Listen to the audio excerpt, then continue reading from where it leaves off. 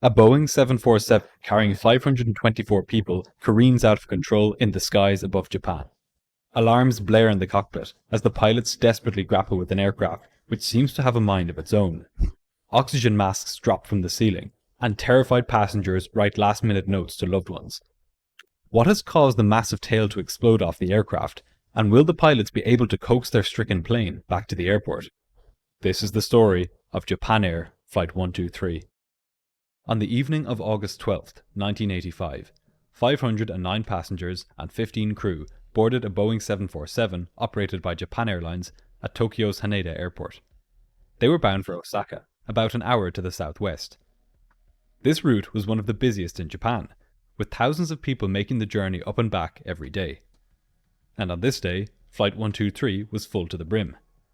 It was the beginning of the Japanese holiday season of Obon, and many of the passengers were making their annual trip back to their hometowns. They were not to know, as they stepped on board that evening, that the aircraft they were flying on was hiding a critical weakness, one which had been growing like a cancer for years, completely undetected. Today, just minutes after takeoff, it would reach breaking point. For the pilots, the flight was something special as well.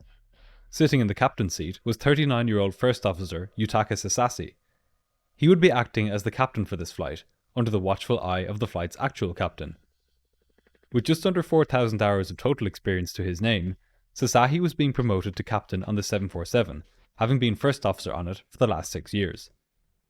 On this flight, he would have to prove that he was ready for the upgrade. Sitting to his right, and supervising him, was 49-year-old veteran captain Masami Takahama. Takahama had been flying since 1966, in which time he had accumulated over 12,000 hours of flying experience. By this point, he had been flying the 747 for over a decade. And sitting behind the pilots, at the flight engineers station, was the third crew member, 46-year-old Hiroshi Fukada. Fukada had logged almost 10,000 flight hours in his time as a flight engineer, and was highly experienced on the 747, having amassed almost 4,000 hours at this seat. Fukada had been flying all day. This was his third flight on this aircraft this evening. The other two pilots had joined him for this flight, after swapping out with the previous crew. With this experienced crew, the passengers could not have been in safer hands. However, the emergency, or rather emergencies, that they would face on this day was something that the crew had never been trained for. At 6:05 that evening, Flight 123 pushed back from the gate at Tokyo. It was a sweltering summer evening, and thunderstorms had been hammering the country all day. To avoid them, the pilots would be flying a bit south of their usual route, over the sea. This flight would be a short one, so short that almost as soon as it reached its cruising altitude of 24,000 feet, it would begin descending again. At 6:12, First Officer Sasaki lined the aircraft up with the runway, and applied takeoff power. Within moments, the massive jet and its 524 passengers and crew were airborne. Flight 123 climbed out over Tokyo Bay, and made a slow turn to the right towards Osaka. For the first few minutes, all went to plan. As the plane climbed, it began to pressurize. Air brought in by the engines was being fed into the cabin, so that the air pressure inside the cabin was greater than the pressure outside. As the plane climbed, and the air outside got thinner, the pressure difference between the air inside the cabin and the air outside the cabin grew greater and greater. The thin aluminium skin of the plane stretched ever so slightly, as the air inside pressed against it. This happens on every flight, and this particular aircraft, which had been flying for 11 years, had gone through this cycle uneventfully over 12,000 times. In the cockpit, the flight engineer monitored the cabin pressure as the plane climbed out, ensuring that the air remained breathable for the passengers. But what he didn't know, and what nobody on board knew, was that the bulkhead in the back of the plane, an umbrella-shaped structure which held in the pressurized air from the cabin, had a critical weakness.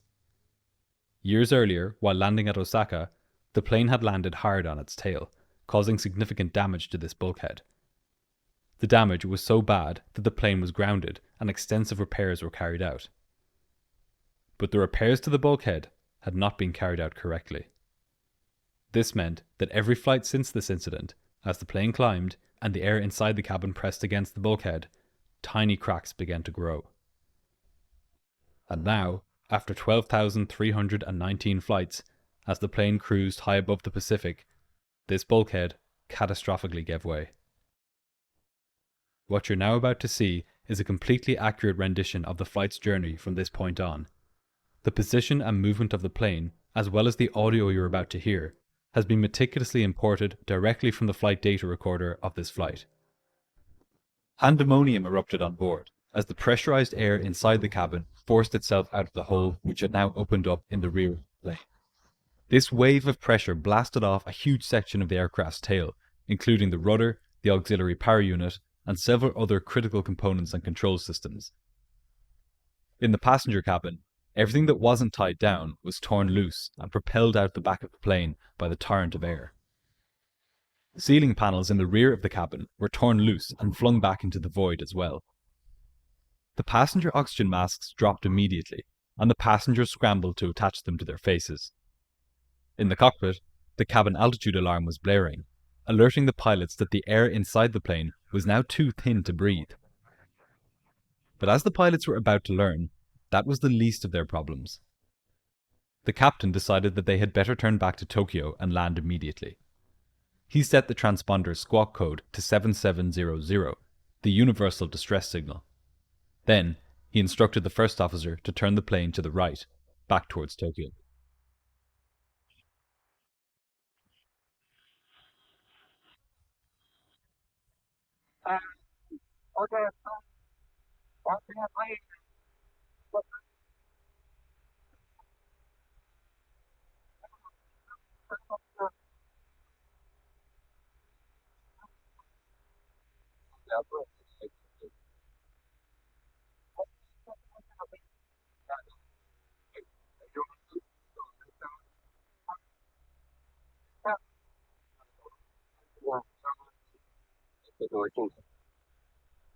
But as the plane turned to the right, it started banking way too steeply.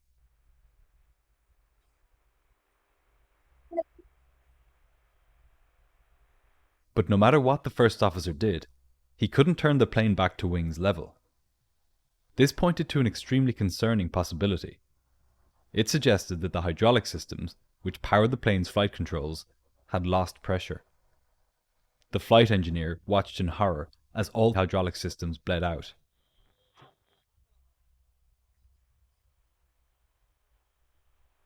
Within seconds, the flight controls had been rendered completely ineffective. The captain asked the flight engineer whether it was really the case that the hydraulic pressure had reached zero. The pilot's worst fears were confirmed. All indications were at zero. The loss of all hydraulic power was practically a death sentence. Without it, the pilot's controls were useless. No matter how much they tried to use their control columns to make the plane climb, descend, or turn left or right, it wouldn't work. And as for the rudder on the tail fin, that was in even worse shape. It had been blown completely free of the plane. The pilots had essentially become passengers on their own aircraft. The controller offered radar vectors to guide the crew back in. 124, go ahead into 0.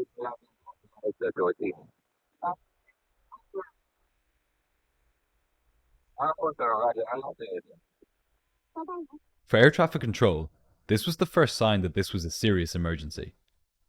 This wasn't just a plane returning with a faulty engine or a sick passenger.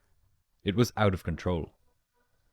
Normally, a plane's tail fin or vertical stabilizer acts like the fins on an arrow or a dart, stabilizing its path through the air.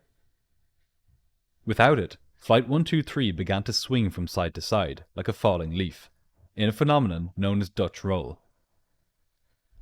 This was a nauseating movement for the passengers, many of whom began to feel ill, on top of the terror from the decompression. And with the rudder now gone from the aircraft, the pilots had no way to stop this motion. But this side-to-side movement was not the only control problem the pilots had. Without hydraulic power to move the plane's elevators, the pilots could no longer control the pitch of the aircraft. As a result, the plane began to enter a terrifying roller coaster cycle. First, it pitched up and began climbing. But as it climbed, it lost speed and began to pitch back down and descend. Then, as it descended, it gained speed and began pitching back up again. This sickening cycle is known as phugoid motion, and it continued unabated, with the plane gaining and losing thousands of feet with every cycle. For the passengers, this was like something out of a nightmare. It was clear that the plane was, in the most fundamental sense, out of control. Many began writing notes to loved ones. The flight attendants rushed around the cabin, instructing the passengers on how to use the oxygen masks, while stopping to take breaths from the few spare masks hanging from the ceilings. This picture was taken by one of the passengers on board. The chaos in the cabin rings through. Here, you can see a flight attendant taking oxygen from one of the spare masks. Incredibly, in the cockpit, the pilots still hadn't donned their oxygen masks. They were so focused on trying to regain control of the plane that they didn't even think to do this. But now, hypoxia was beginning to set in, and at their altitude of 24,000 feet, there is only about 1/3 as much oxygen as there is at ground level. The pilots' focus was narrowing, and their ability to think critically was becoming impaired. Over the next few minutes, discussion between the crew members became increasingly sparse. Tokyo Air Traffic Control called the flight, but the pilots were so mentally overloaded from the emergency and from hypoxia that they didn't respond to the controller's calls. The rest of the air traffic in the area continued on as normal, receiving their instructions from air traffic control to climb, descend, and change headings. High above the Japanese countryside, the pilots of Flight 123 and their more than 500 passengers were on their own. There was, however, one part of the plane which the pilots could still control: the engines. So, the question was, how would they be able to use just the engines to control the movement of the plane? In theory, the pilots might be able to dampen the up and down motion of the plane by manipulating the engine power at just the right moments in the cycle. They could try to stop it from climbing too much by reducing the engine power as the plane entered a climb, and then increasing it again as the plane began descending. With a bit of trial and error, the pilots could try to get the timing just right, and get the plane to fly within a much narrower range of altitudes. Once the pilots could stabilize the plane's altitude, they could then start thinking about ways to dampen the incessant and sickening rolling motion of the plane. The task ahead of them was monumental. With death staring them straight in the face, the three pilots, now dulled by hypoxia, would have to learn how to control their crippled aircraft precisely with nothing more than their engines. Their training on the 747 was extensive, and between them they had decades of flying experience. But this situation was beyond anything they had ever encountered. As the pilots tried their hands at this new way of controlling the plane, Tokyo Air Traffic Control chimed in with some options.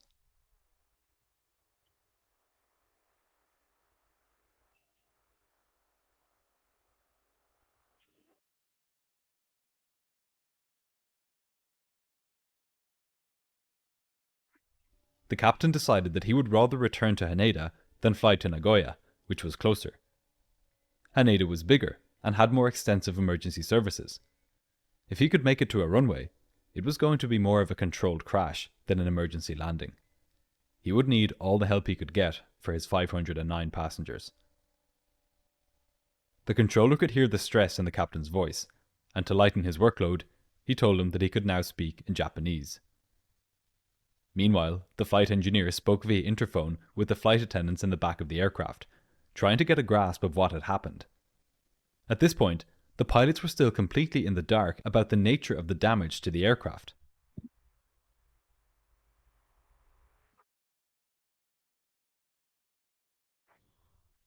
The stewardess told the flight engineer that the back of the plane had been damaged and that a baggage compartment had collapsed. He relayed this information to the pilots, and also told them that the passengers were all wearing their oxygen masks. But the two pilots didn't respond. By this point, they were hypoxic, and so overloaded from their desperate attempts to control the plane that they couldn't process what he was saying. Their situation would have been dire even without hypoxia, but with it, it became nearly hopeless. The human brain makes up just 2% of the body's weight, but it uses 20% of its oxygen, and the brain area most sensitive to a reduction in oxygen supply is the cortex, the thin layer of cells on the brain's surface. This part of the brain is responsible for higher order functions like problem solving and carrying out complex tasks. In other words, exactly the kinds of things the pilots needed in this emergency. The flight engineer continued to try to get through to the captain, pressing him on the need to start an emergency descent. This time the pilots responded, and they agreed. They needed to put on their oxygen masks and start descending immediately. But this is not what happened. Unable to think clearly, the crew continued their fruitless battle with the aircraft's controls. But on one front, they had made some progress. By carefully timing their movements of the thrust levers, the pilots had managed to dampen the severe phugoid motions of the plane. It was still following the up-down cycle, but not as dramatically as before. This was a significant improvement in their situation, and a source of hope for the crew. They had now proven that they could control the altitude of the plane, at least to some extent, using just the engines. But they would have to do a lot more than just maintain altitude if they were to make it back to an airport. Japan Airlines contacted the pilots and asked them about their whereabouts. They had received word from air traffic control that the plane was in distress. Quite how much trouble it was in, though, they had no idea. The flight engineer told them that the right-hand door at the back of the aircraft had broken, perhaps fallen off the aircraft. As it happened, this wasn't the case, but it was all he could glean from his instruments as he tried to make sense of the aircraft's widespread failures.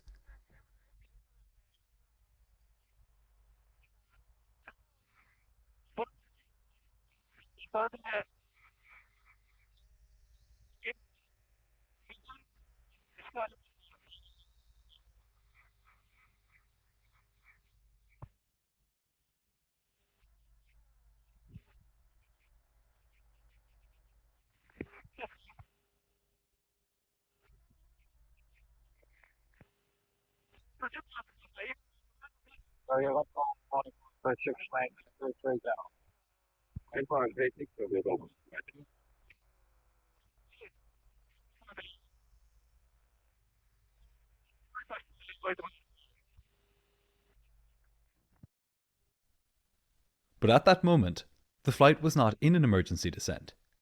In fact, it hadn't descended at all. The plane was still cycling up and down, between 20,000 feet and 25,000 feet. Passengers sitting on the right-hand side of the plane could see Mount Fuji passing by beneath them, and just beyond it, the sprawling metropolis of Tokyo. It was so tantalizingly close, and yet, at the same time, impossibly out of reach. If the crew were going to get back to the airport, they would need to descend. The first officer pushed the control column fully forwards with all of his strength, but it was no good. It seemed that no matter how hard they tried, the pilots couldn't get the plane to descend. To have any hope, they would need to try something different. That's when the flight engineer had an idea.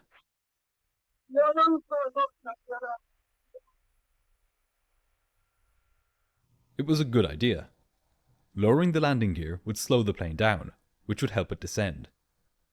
It was unorthodox, but put mildly, so was everything else on this flight. But the captain didn't think it would be possible to lower the landing gear without hydraulic power. All of the plane's controls, apart from the engine thrust levers, had become mere decorations in the cockpit, cruel ornaments mocking the crew's near total loss of control. But there was still one way that the crew could lower the gear, if they could only think of it. On the 747, as on most aircraft, it's possible to lower the gear without the use of hydraulic power, by just letting them drop under their own weight. The flight engineer suggested this method to the captain. The captain wasn't sure if he wanted the gear lowered just yet. He and the first officer had been trying for minutes to stabilize the plane's flight path, and against the odds, they had achieved some level of success here. By lowering the gear, they would risk throwing all of that progress out the window. But in the end, the captain knew they had no choice. They would have to lower the gear at some point anyway, so why not now? The pilots tried the alternate gear extension method. Slowly, but surely, the 747's massive landing gear began to drop into the slipstream. A few moments later, they were down and locked into place. But aerodynamically, the results were mixed. On one hand, the up and down motions of the plane had lessened somewhat. However, the Dutch roll had gotten stronger. Whatever the pilots did, it seemed as if they could only smooth out one axis at a time, either the vertical or the horizontal, but not both. It was beginning to dawn on them that their situation might be hopeless. But they continued fighting. Now, they were going to attempt to use the engines to steer the plane back to Tokyo. The first officer pushed the engines on the left side of the plane to high power and kept those on the right side at a lower power. The plane continued swaying from side to side, but gradually it swayed over to the right, back towards the city. As the giant plane made its turn, Tokyo Control tried to contact the crew. 123, 123, Tokyo Control. If you read me, I can please. But nothing the controller could possibly say could even come close to mattering at this point. Early on in their training, pilots are taught the phrase aviate, navigate, communicate. This is the order of importance when flying a plane, and the pilots of Flight 123 were barely able to do the first of them, aviate. Communication with the ground was the last thing on their minds. The captain told his colleagues to ignore the controller and focus on flying the plane.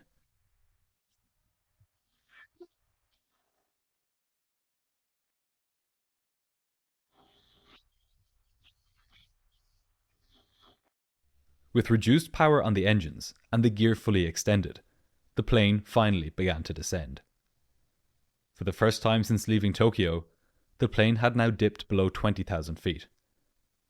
A few more thousand feet, and the air would have enough oxygen for the pilots to breathe. By this point, they were physically and mentally exhausted, and in their hypoxic state, they didn't think to switch which thrust levers were producing high power in order to stop the turn when they started to point towards Tokyo. Rather than switching them around and pushing the right-hand engines to a higher thrust setting, they had simply reduced thrust to all of the engines. The turn they had started with the intention of heading back to Tokyo now simply continued all the way around. In the cabin, the passengers' oxygen supply was beginning to run out. If the pilots couldn't get the plane down to 10,000 feet soon, they too would become hypoxic. On the ground, shocked onlookers watched as a 747 careened through the sky above them. Some people took photos of the aircraft. Despite the graininess of these two photos, the missing tail is clearly visible. It was obvious, even from the ground, that this aircraft was in extreme distress.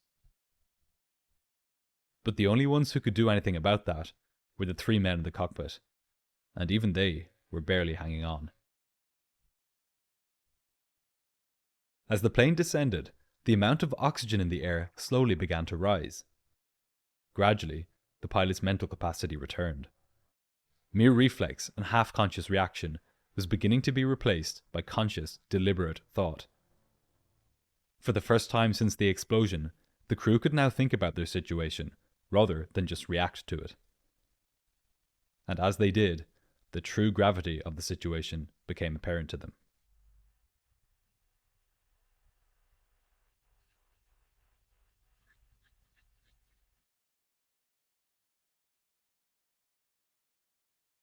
A total loss of hydraulic power is an extremely rare event in a passenger airliner, but on the few occasions where it had happened, it didn't end well.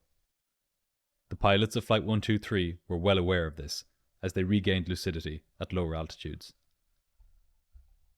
But at the same time, they were now better placed than ever to regain control of their aircraft.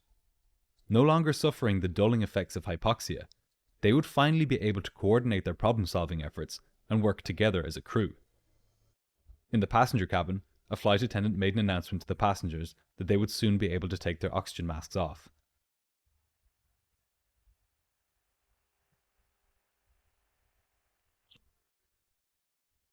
But this very saving grace, a lower altitude, now brought a new danger.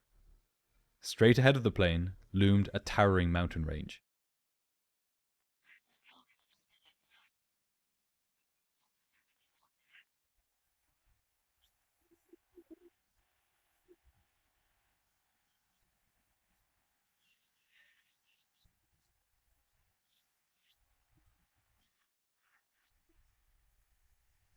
But it wasn't clear that a turn would be enough to clear the mountains.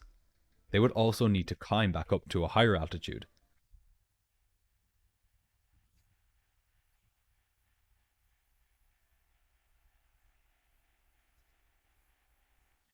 With all of its engines at full power, the plane entered a steep climb. So steep that there was a risk that it would lose speed and stall. The captain told the first officer to reduce power somewhat so that they could keep the climb going without making it too steep. But in its severely damaged state, making precise changes to the flight path was like conducting brain surgery while wearing oven gloves. Controlling the pitch of the aircraft using engine power alone was an incredibly crude technique, but it was the only option the pilots had. But within just a few seconds, the aircraft had lost a huge amount of speed. If it lost any more, it could stall and fall from the sky. The first officer pushed the control column fully forwards, but this did nothing. He then pulled the engines almost back to idle, and finally, the plane began to pitch down. But it was too much.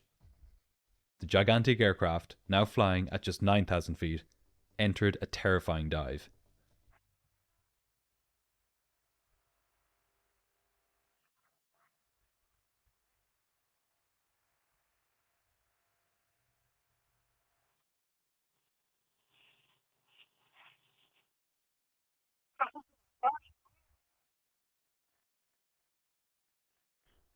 The pilots pushed the four throttles fully forwards, in a desperate attempt to power the plane out of its dive. They were now perilously close to the mountains, which began to block out the evening sun as the plane got lower and lower. In the midst of this fight for survival, Tokyo Control tried to contact the aircraft individually using the selective calling system, which rang ominously in the cockpit as the pilots battled for control. With full power to the engines, the plane now entered a rapid climb, the steepness of which the pilots had never experienced. The nose was fully 40 degrees above the horizon.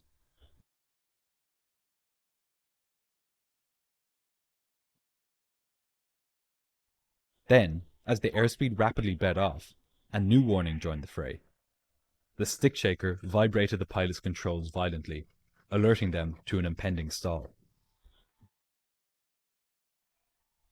Once again, the plane entered a horrifying plunge. The pilots knew that this couldn't go on forever. They had become mere passengers on their own plane, reacting to its erratic movements as they happened. A witness on the ground would later describe the plane's movements as being like that of a staggering drunk. The pilots knew that to have any chance of saving their jet and its 521 passengers and crew, they would need to try something different.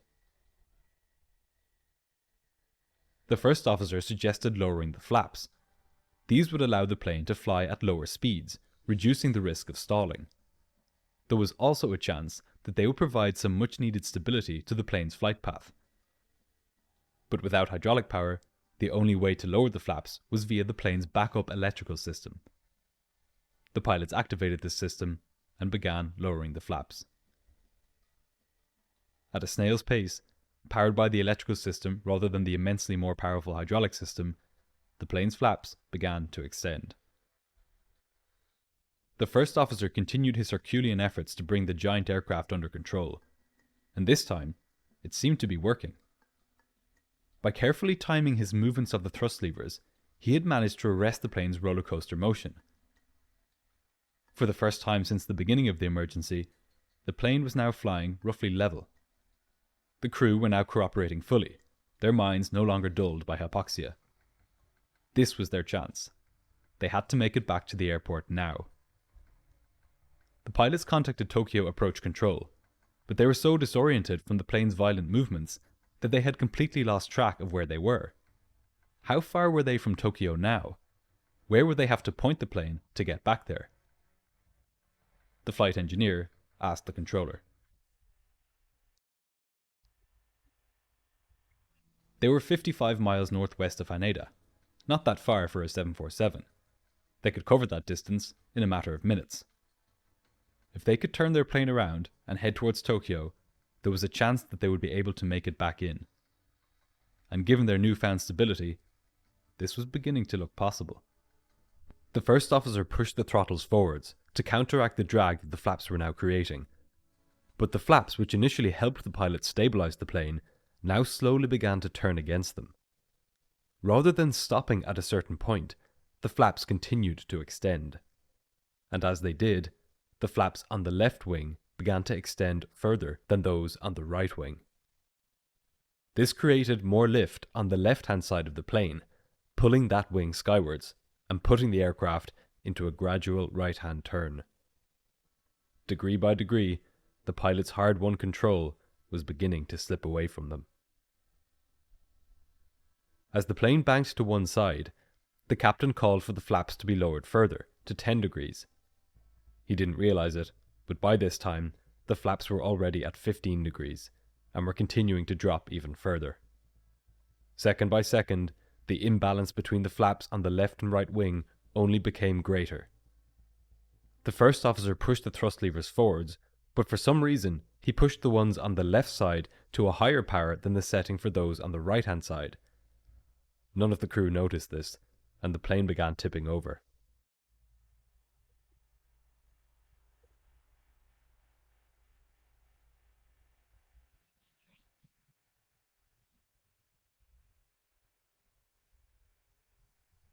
The plane was now on its side, and slipping rapidly towards the mountains below. From this low altitude, there was little space to recover. The aircraft began diving at over 18,000 feet per minute, 10 times the normal rate of descent. Instinctively, the pilots pulled fully back on the controls with all of their might. But it was too late. The right wingtip and its outermost engine hit a mountain ridge and were ripped off.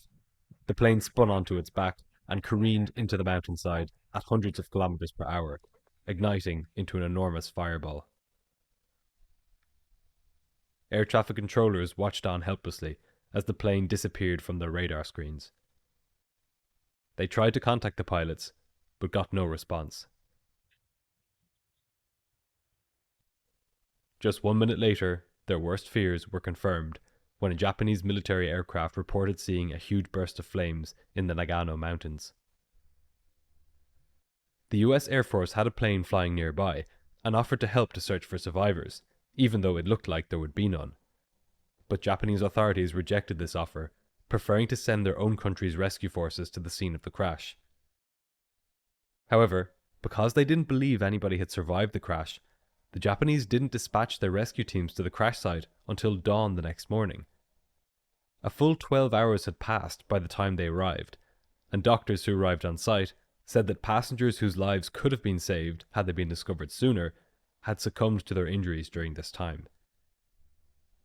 In all, of the 524 passengers and crew, only 4 people survived. All of them were seated in the back of the aircraft. This figure would likely have been higher were it not for the disgracefully late response of the Japanese authorities. As a result of this crash, Boeing redesigned the tail of the 747 so that rapid pressure spikes in the tailplane would no longer cause the kind of structural failure which occurred on Flight 123. They also redesigned the plane's hydraulic systems, installing a fuse so that the loss of the aircraft's tail would not result in the total depletion of all 4 hydraulic systems. Japan Airlines also modified their maintenance procedures, putting in place stricter supervision of important repair work and making regular inspections more thorough. The airline's public image suffered a tremendous blow as a result of the accident, with bookings dropping by more than a third across the country in the weeks following the crash. Flight 123 remains to this day the world's worst single aircraft crash. If there's anything good to come from it, apart from the safety improvements made to the 747, It's that nowadays, rescue efforts are carried out as soon as possible after an accident, regardless of its apparent survivability.